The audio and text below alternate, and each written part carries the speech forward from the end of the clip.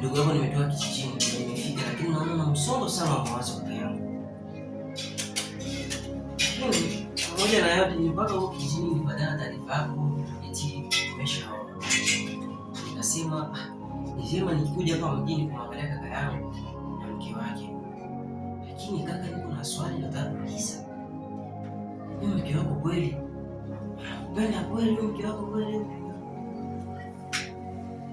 Kama ndio vibaya tu mtanisamea, maana unampenda kweli mke wako na mke wako wakupenda kweli?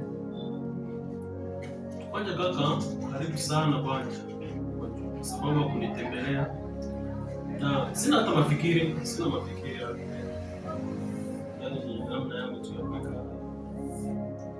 Basi mimi nina mke kaka, mimi nina mke. Lakini ukuwe na heshima, kuwa na adabu.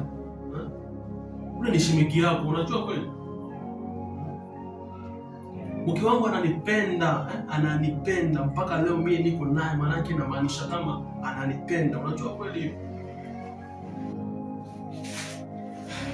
Sawa kaka, mimi sikatai kama mke wako akupenda. Lakini kaka, fanya hivi, mke wako kakupenda.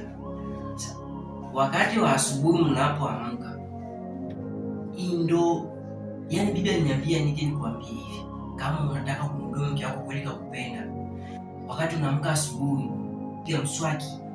Sasa ile mate ya asubuhi yale, unafika tunamfungua mdomo doa. Unakamata ile mate ya asubuhi, piga mswaki na mtemea kinywani tu. Akiameza tu. Yaani akiameza tu. Laza, wewe mke wako kakupenda na utaishi naye forever. Lakini akikutusi, wewe sio mke wako akupendi kaka. Sio sababu nakuja kuharibishia. Nakuja kupatia tiba tosha. Ujue kama kweli mke wako akupenda. Wewe una akili timamu kweli? Sikiliza maneno hayo unakuja kuniambia hapo, unatoka huko kijiji. Mke wangu kunipea, yaani mimi nimpe mate ya asubuhi. Wala yeye anipee mate ya asubuhi. Hiyo inawezekana kweli? Lakini naona kwanza kama una akili kidogo sana, Mate ya asubuhi. Inawezekana mimi siwezi hata kaka. Hata mimi siwezi kumkubalia nipatie mate ya asubuhi. Mimi naweza kaka. Mimi naweza. Wewe unaweza? Sasa kwenda ukapee mamako sasa wewe.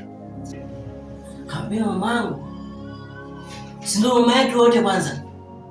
Wewe si mama yako? Kapea mama. Tamwambia baba. Ndio. Lakini nimesema kwenda ukapee mama yako. Yaani